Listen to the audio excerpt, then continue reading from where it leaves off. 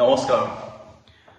আজি নিউজ এটা পালো যে বৰপেটাৰ সাংসদ আব্দুল খালেক ডাঙৰীয়া তেখেত কংগ্ৰেছ দলৰ পৰা পদত্যাগ কৰিলে। ভালেই কৰিলে, কাৰণ এই মানুহজনে বিগত ৫টা বছৰত যদি এটা তেনেকুৱা উন্নয়নমূলক কাম তেখেতে বৰপেটাবাসীৰ কাৰণে কৰিব পাৰিছে, তেনেকুৱা এটা প্ৰমাণ কিন্তু নাই, এটা কামো তেখেতে কৰিব নোৱাৰিলে। কিন্তু এই মানুহজনক লাগে খালি ক্ষমতা আৰু ক্ষমতা। তাত তেখেতৰ যোগ্যতা আছে নাই কোনো মেটাৰ নকৰে। তেখেত কংগ্ৰেছ দলটো যেন তেখেতৰ এটা উত্তৰাধিকাৰী সম্পদ, মানে তেখেতে কাম কৰিব পাৰক নহয়, কিন্তু তেখেতক লাগিব ক্ষমতা। যোৱা ২০ বছৰ মানে ২০০৬ৰ পৰা আৰম্ভ কৰি এতিয়ালৈকে কোনো এটা ইলেকশ্যন নাই, কোনো এটা নিৰ্বাচন নাই য'ত তেখেতক প্ৰাৰ্থিত্ব প্ৰদান কৰা নাই। ২০০৬ চনত তেখেতে প্ৰাৰ্থিত্ব প্ৰদান কৰিছিল বিধানসভাত, ১১ চনত, ১৬ চনত, আকৌ ১৯ চনত যেতিয়া লোকসভাৰ নিৰ্বাচনতো তেখেতে কংগ্ৰেছৰ পৰা প্ৰাৰ্থিত্ব লাভ কৰিছিল। কিন্তু এবাৰৰ কাৰণে তেখেত টিকটৰ পৰা বঞ্চিত হোৱাৰ লগে লগে তেখেতে দলৰ পৰা পদত্যাগ কৰিলে। এই বস্তুটোৱে প্ৰমাণ কৰে ক্ষমতাৰ প্ৰতি কিমান যে তেখেত বলীয়া হৈ আছে। মানে এবাৰ তেখেতক টিকট প্ৰদান নকৰাৰ লগে লগে তেখেত দল ত্যাগ কৰিলে। কিন্তু যি দলে তেখেতক এজন সৰু মানুহৰ পৰা একদম জিৰ'ৰ পৰা ক'বলৈ কোটিপতি বনাই দিলে, সম্পত্তিৰ পাহাৰ কৰি লৈ উঠিলে, গুৱাহাটীৰ নিচিনা মহানগৰত তেখেতৰ সম্পত্তি গঢ় উঠিলে, কিন্তু সেই সূত্ৰে তেখেতে ৰাইজৰ কাৰণে কিমান কাম কৰিব পাৰিছে। কিন্তু বিগত ৫টা বছৰত তেখেতে MP LED ফাণ্ডৰ ইমান যে মিছমেনেজ কৰিলে, এইটোৰ বাবে বৰপেটাবাসী মিনিমাম ২০ বছৰ পিছুৱাই থাকিব। মই এই কথাটো কিহৰ কাৰণে কৈছো, মই তাৰ তথ্য সহকাৰে প্ৰমাণ সহকাৰে ৰাইজক জনাব পাৰিম। সংসদ হোৱাৰ পাছৰ পৰা প্ৰত্যেকটো কাম LED যিমানখিনি কাম আছে, প্ৰথম LED কামটো তেখেতে ক'ত খৰচ কৰিলে তেখেতে নিজে আহি ক'ব পাৰিবনে ৰাইজৰ আগত? প্ৰথম LED তেখেতে ক'ত ইউজ কৰিলে? ইলেকশ্যন জিকিবলৈ ধন সংগ্ৰহ কৰে বন্ধু বান্ধৱ বা পালি নেতাৰ পৰা।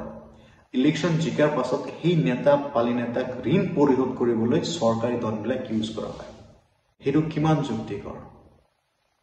কিমান প্ৰাইভেট ইনষ্টিটিউশ্যনছ গঢ় লৈ উঠিলে আৰু সেই প্ৰাইভেট ইনষ্টিটিউশ্যন বিলাকত চৰকাৰী ধন কিমান ইউজ কৰা হ'ল, আৰু সেই ইনষ্টিটিউশ্যনৰ পৰা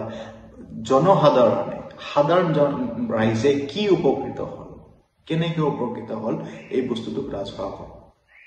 আপুনি যে এতিয়াও ক্ষমতাৰ ৰাগীত মতলীয়া হৈ আছে, ৰাইজে যে আপোনাক আঁকোৱালি ল'ব, সেই কামবিলাক আপুনি দেখুৱাই দিয়ক যে ৫টা বছৰ আপুনি কি কাম কৰিলে, তাৰ বাবে ৰাইজে আপোনাক আঁকোৱালি ল'ব।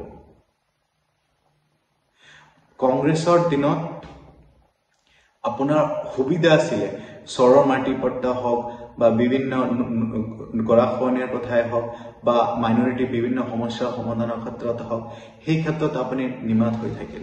কিন্তু সেইখিনি কাম আপুনি কংগ্ৰেছত থকা সময়ত কিয় নকৰিলে? আপুনি সাংসদ হৈ থকা অৱস্থাত বলাইফাটাৰ, কাৰ্বিজা এনেকুৱা ঠাইত নদী গৰাখহনীয়াই মানুহক ঘৰ বাৰী হেৰুৱাবলৈ বাধ্য কৰালে, মানুহক ৰাস্তাত টানি থাকিবলৈ বাধ্য কৰালে। সেই সময়ত আপুনি কিয় নিশ্চুপ হৈ থাকিলে? কিয় আপুনি এটা কাম তেওঁলোকৰ কাৰণে কৰিব নোৱাৰিলে? মইনবুৰীৰ ইমান ঐতিহাসিক ঠাই এখন, তাত গৰাখনে ভাঙি মানুহক চূন্য বিচূন্য কৰি দিলে।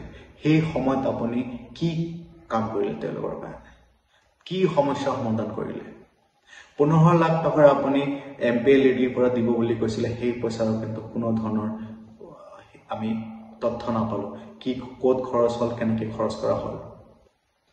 এনেকুৱা বিভিন্ন সমস্যা, ৰাস্তা ঘাটৰ পৰা আৰম্ভ কৰি শৈক্ষিক পৰিৱেশৰ পৰা আৰম্ভ কৰি বিভিন্ন কাম কাজত বা মাইনৰিটি সমাজত বেলেগ বেলেগ ইছ্যু, যোনবিলাক ইছ্যু লৈ আপোনালোকে এটা সময়ত ৰাজনৈতিক ফিল্ডত আহিছিলে, আপোনালোকে নেতা হৈ আছিলে, সেই সমস্যাৰ প্ৰতি কিমানখিনি কাম কৰিব পাৰিলে?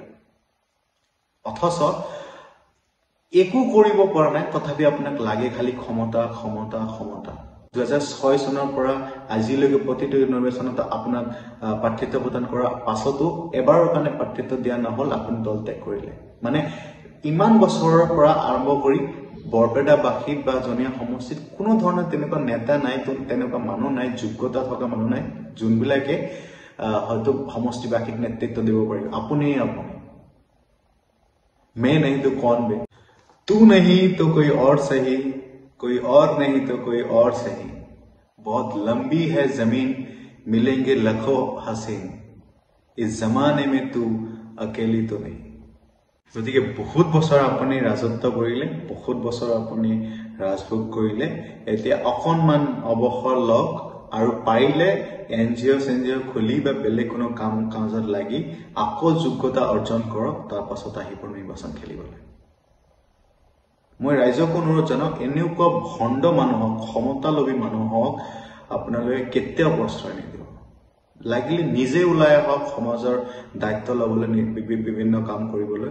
এনেকুৱা ক্ষমতালোভী মানুহক বাৰে বাৰে দি সময় নষ্ট নকৰাব, চৰকাৰী ধনৰ অপচয় নকৰাব।